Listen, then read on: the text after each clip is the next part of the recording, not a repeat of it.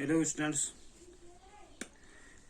आज के इस वीडियो में हम क्लास 9th के का जो चैप्टर है वर्क एनर्जी एंड पावर, उसके एक्सरसाइज के जो क्वेश्चंस हैं उन्हीं को आगे बढ़ाते हुए आज हम क्वेश्चन नंबर 6 करेंगे।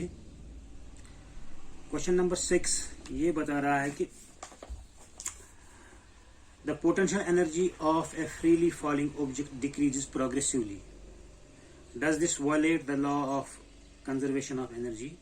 क्वेश्चन में कह रहा है कि एक ऑब्जेक्ट जो है वो ऊपर से आ रहा है, नीचे गिर रहा है। फ्रीली फॉलिंग ऑब्जेक्ट जो है ऊपर से नीचे freely under gravitational potential energy जो नीचे आ रहा है, ऊपर से नीचे आते आते उसका जो पोटेंशियल एनर्जी डिक्रीज हो रहा है। तो क्या इससे law of conservation of energy violate हो रहा है? आंसर इसका आएगा नहीं।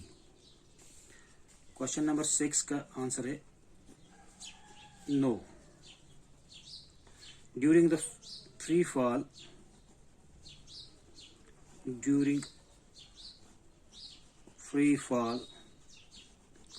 Of a body, its potential energy decreases, but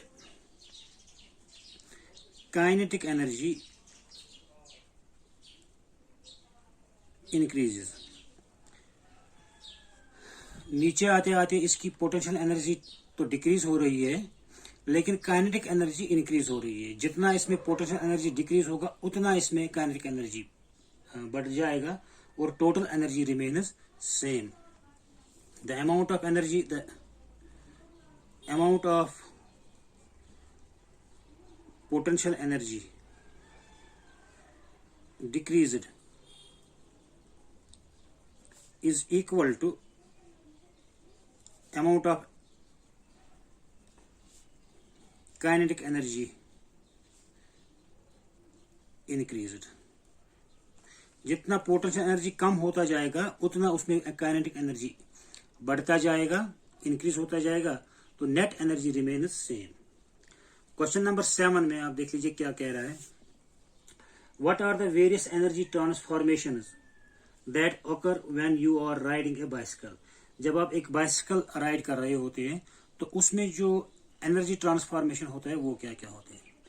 उसमें तो आपकी मस्कुलर एनर्जी जो है, राइडर की जो मस्कुलर एनर्जी वो कन्वर्ट होती है kinetic energy of the cycle plus heat energy जो बॉडी को गर्म करता है।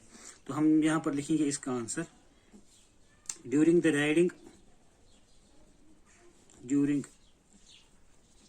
Riding of A bicycle,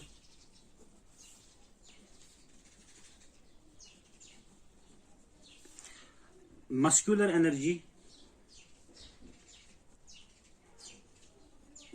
energy of the rider converts into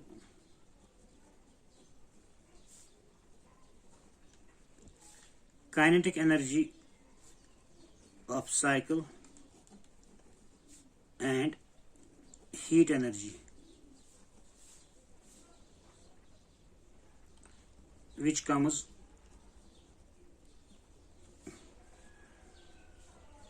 out in the form of heat from the body of the rider। ये हो गया question number 7। अब question number 8। Does the transfer of energy takes place when you push a huge rock with all your might and fail to move it? Where is the energy you spent going? Question में कह रहा है कि अगर आप किसी बड़े से रॉक को, एक बहुत बड़ी रॉक पर उसको पुश कर रहे हो तो आप अपनी एनर्जी दे रहे हो उसमें, तो क्या वो एनर्जी उस रॉक में ट्रांसफर हो रही है? अगर नहीं हो रही है तो वो कहाँ जा रही है? देखिए इसमें क्या होता है कि जो हम एनर्जी पुश कर रहे हैं, एनर्जी इस्तेमाल करके उस रॉक को पुश कर रहे हैं, इसमें कोई भी part of the energy is not convert into the energy of the rock. Rock में इसमें कोई पार्ट एनर्जी का इस्तेमाल नहीं होता है, ये कन्वर्ट नहीं हो रहा है, बल्कि it comes out in the form of heat. ये एक उस पुशिंग बॉडी जो है, जो पर्सन या जो बॉडी पुश कर रही होती है, उसकी बॉडी में हीट के फॉर्म में बाहर आ रही है। रॉक में इसमें कोई कन्वर्जन नहीं हो रहा है। व्हेन वी पुश, आप लिख सकते हैं इसको, when we push a rock, question number 8, when we push a huge rock, no part of the energy, no energy is transferred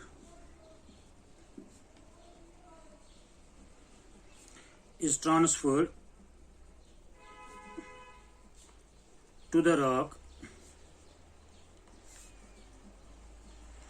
but is converted to heat the body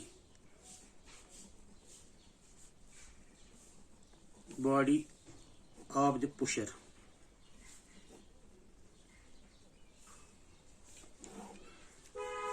अगला question है question number 9।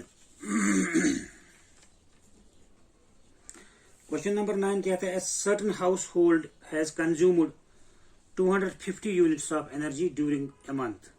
How much energy in joules? How much energy in joules is consumed? तो एक house hold में 250 units of energy एक महीने में खर्च होती है। 250 एनर्जी ऑफ यूनिट्स। तो आपको बताना है कि ये कितनी एनर्जी होती है इन टर्म्स ऑफ जूल्स। तो आपको पता है कि 250 एक यूनिट का मतलब होता है 1 kilowatt hour.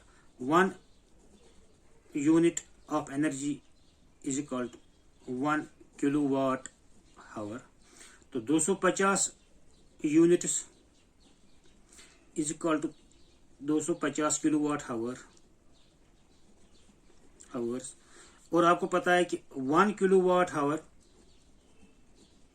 Is equal to, ये होता है बराबर, जैसे मैंने आपको पिछले वीडियो में बताया, 36 इंटू 10⁵ जूल्स, या आप इसको ऐसे लिख सकते हैं 3.6 इंटू 10⁶ जूल्स।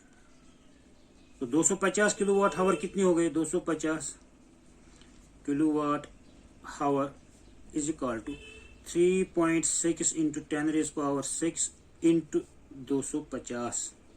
तो ये बन जाता है आपका, आप इसको कैलकुलेट करिए, you will get 9 into 10⁸ 8 joules. तो 250 यूनिट्स का मतलब हुआ 250 किलोवाट आवर, और 250 किलोवाट आवर का मतलब हुआ 9 इंटू 10⁸ जूल्स। अगला क्वेश्चन है question number 9, question number 10। Question number 10 में कह रहा है कि an object of mass 40 kg is raised to a height of 5 metre above the ground. एक ऑब्जेक्ट हमारा है जिसका मास है 40 kg, उसको हम ग्राउंड से ऊपर हाइट पर ले रहे हैं, 5 मीटर की हाइट पर ऊपर ले आ रहे हैं। सपोज ये ग्राउंड है, यहाँ पर एक ऑब्जेक्ट है 40 kg का, और इसको हम ऊपर ले रहे हैं, यहाँ पर पहुंचा रहे हैं, इसकी हाइट जो है 5 मीटर। तो अब बताइए what is the potential energy. जब ये यहाँ पर पहुंच जाएगा, इसमें पोटेंशियल एनर्जी आएगी, वो कितनी होगी। तो उसके बाद एक और, if the object is allowed to fall, उसके बाद यहाँ पर इसको फॉल करने दिया जाता है नीचे की तरफ। तो ये मिड वे में पहुंचकर, मिड वे में आधे रास्ते में पहुंच जाएगा, वापस आने पर find its kinetic energy when it is fall down. तो इस मिड वे पर आपको इसकी काइनेटिक एनर्जी बतानी है। तो सबसे पहले देखेंगे कि इसकी पोटेंशियल एनर्जी किसके बराबर होगी। तो पोटेंशियल एनर्जी हमारे पास होती है, potential energy is equal to mgh। m है इसका 40 kg, g होता है बराबर 9.8 मीटर पर सेकंड स्क्वायर, और हाइट है इसकी 5 मीटर्स। तो ये बन जाता है टोटल मिला के 1960 जूल्स। इतने जूल्स इसमें पोटेंशियल एनर्जी आएगी। जब ये नीचे आ जाएगा हाफ वे पर, तो इसकी हाइट हाफ ही रह जाएगी on half way.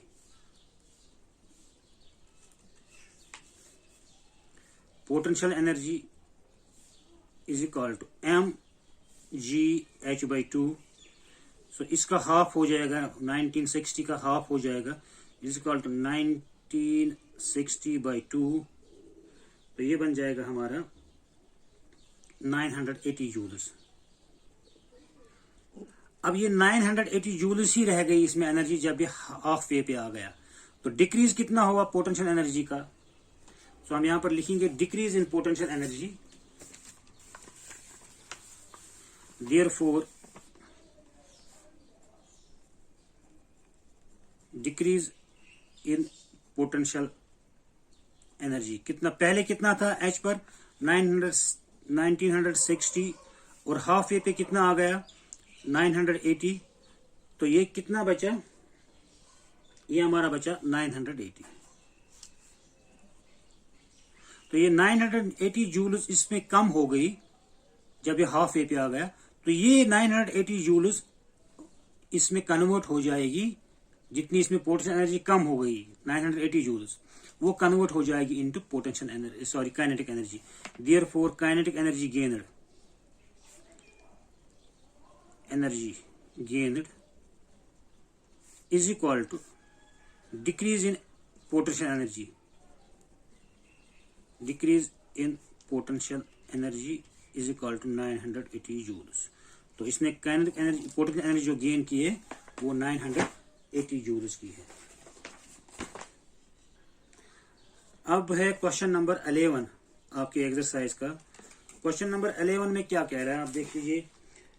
What is the work done bye a force of gravity on A satellite moving around the earth. देखिए ये हमारी अर्थ मान लीजिए, यहाँ पर एक ऊपर, बहुत ऊपर एक सैटेलाइट है which is revolving around the earth. इस अर्थ के अराउंड घूम रहा है, ठीक। अब देखिए जो ग्रेविटेशनल फोर्स है इस सैटेलाइट पर वो डाउनवर्ड्स है, नीचे की तरफ, और इसकी जो मोशन है वो इस डायरेक्शन में है। तो इनके दरमियान डिस्प्लेसमेंट और फोर्स के दरमियान जो एंगल है वो 90 डिग्री है। सो देयरफॉर वर्क डन, आप यहां पर लिख सकते हैं gravitational force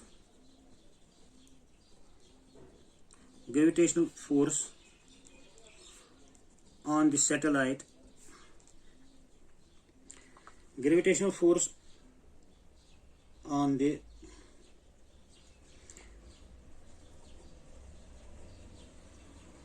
satellite is downwards,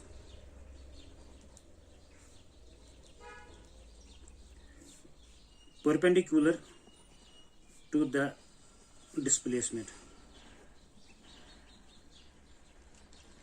तो ये जो डाउनवर्ड फोर्स है ये परपेंडिकुलर होता है किसके मोशन के या डिस्प्लेसमेंट के। Therefore work done by gravitational force is equal to Fs cos 90। तो cos 90 हो गया 0, it is equal to 0। Therefore hence work done on a revolving satellite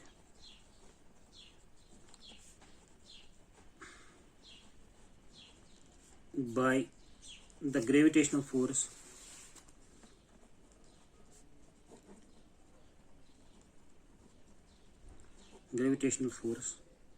is 0।